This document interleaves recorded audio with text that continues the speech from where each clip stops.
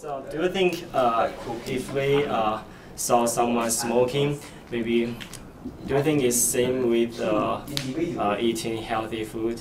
You should grab his hamburger and throw it out and tell him you can't eat it, it's bad for you. Could you do that if someone was smoking? Could you just grab it from them? No! I may grab it and eat it. I think using alternative assessments has a lot of benefits because it tests what the students can do with the language, perhaps more accurately than most pen and paper tests. Learning to lead a discussion teaches them what a discussion is, what is the shape of a discussion, teaches them really to anticipate what might come in a discussion. And so that's really the goal, is to make them excellent discussion participants. This group discussion for me is very interesting, and this is challenging for me because this is my first time to take part in the group discussion. Group leader and the discussion program in our AEI is really special because when I was in China, I don't know there is a lessons form like this. It's really good for students to develop their skills. They don't necessarily need the skill of discussion leading very often in their academic careers, but they need to be able to be excellent discussion participants. As a group leader, I have to organize how my group member discuss with each other, and I have made some outline I have to follow my steps and try my best way to let all of the students being speaking, so it's really good for my English skill.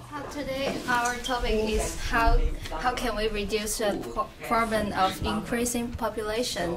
So I have a question first. If there are too much population in your country or your city, so do you want to move out, or you will think about the problem and want to solve it. So if you want to move out, raise your hand. Jinko. And so you guys want to solve the problem. Why you want to move out? The steps on a given day when we're discussing are basically set up and go. Divide the groups, remind them their goals, and set them off to go. Do you remember what your goals are? Let me remind you about your goals. One is to be clear, and if it's not clear, to help make it clear. One is to include everyone, make sure everyone speaks and about equally. Help people respond to each other, not only to you, and keep track of time. So our next discussion leader is Frank. Frank has his topic. Do you know the time, Frank, right now?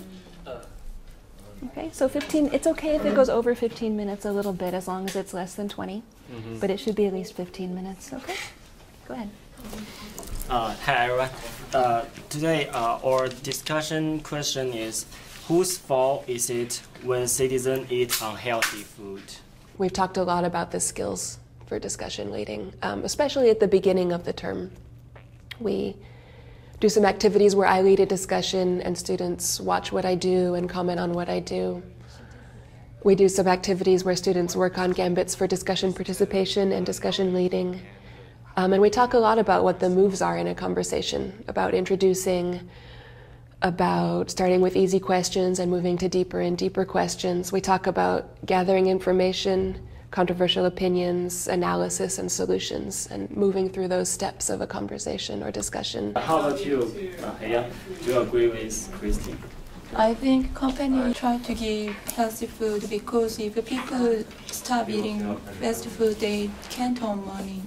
Parents should aware their children that fast food is unhealthy for them, and actually it's hard to stop their children from eating fast food. But they should tell their children this food is unhealthy for you, and you have to limit eating fast food. To tell them the truth. The fast food is unhealthy for you. Yeah, I think this is a good practice for me because really I need to improve my speaking. You know, the speaking is very important category for learning English.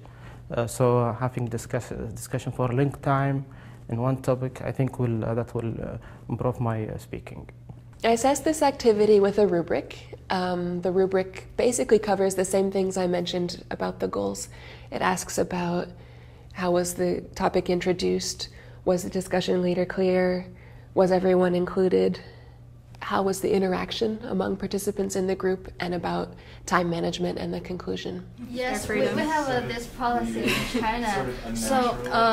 So you guys are Chinese, right? So do you think this policy is good for our population problem, to solve this population? I know they have the right to have as many as children they want. I think this policy has many effects, both positive as well as negative. I assess it basically by listening and making notes, and then coming back and assessing at the end, and also using the peer assessments that the students fill out. Okay, everybody, I have a little feedback form for Abby. It's not like grading, but it helps me see what your experience was of the discussion. 4 means good, 5 means amazing, 3 means, oh, okay. Okay, so go ahead and fill that out just for a few minutes. Please write something, at least one sentence under other comments, and then I'll collect those papers. I use peer assessment for a few reasons. One is that it simply helps me to assess more accurately. One challenge for me in this activity is that I need to have 2 groups discussing at once. So of course I'm 100% on listening to 2 things at once and taking notes on 2 things at once. But then I get to look at the assessments that the peers have given each other and kind of complement my own assessment and my own noticing with that information.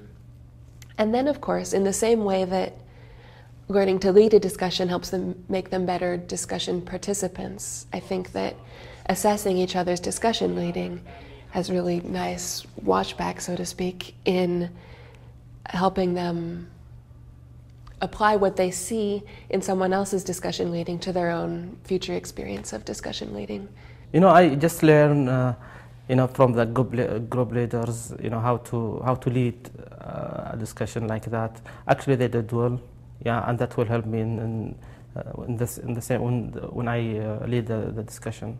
It can be challenging to use peer assessment because you have to take with a grain of salt what the peers say. You know, when I see one that just says 5, 5, 5, 5, 5, good job, I think, okay, well that person was probably happy, and that person is maybe not doing the best job of peer assessing.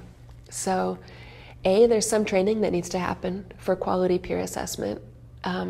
Some clarification or norming, if you will, even though it's norming light for the students, but just saying what is a 5, what is a 4, what is a 3. A 5 is amazing, a 4 is really good. You can give your classmates 4s. That shows they're really good, and you can show where they were wonderful and where they were good and where they were a little bit good, you know? So encouraging them to give some differentiation within the categories. Because I just saw many students give me some recommendation is really good, because I cannot focus on my mistake. So they give me the recommendation I can improve, focus on the problem, and I cannot see it. This is useful because different people can focus your different parts. For example, my pronunciation is not good, so a lot of students tell me you should improve your pronunciation, and others think I should enrich my vocabulary. So this is all useful for me. That I can learn from good students, not only from the instructors. You know, sometimes I get a new vocabulary from them. Also, I know new skills from other students. You know, I think so. I always learn from good students. Grading tests can be really easy, depending on the test, right? Grading, discussion leading, or other kinds of alternative assessments can be really hard, depending on how you do it. But I think it doesn't have to be really hard. I think that if the rubric is clear and simple, and then it can be easy. And of course, it's a process of making the rubric clearer and simpler and getting to exactly what I want. Conclude yet, the cooking way and the number of the nutrition are the main points that we determine what kind of food that we can eat. So most of you guys think that the the testy and the healthy are, we need to both focus on it. So that's all. Thank you. Basically, English is a tool that they're going to use to communicate, to acquire knowledge, and so on. So we want to test their ability to use the tool, not their kind of declarative knowledge about the tool, right?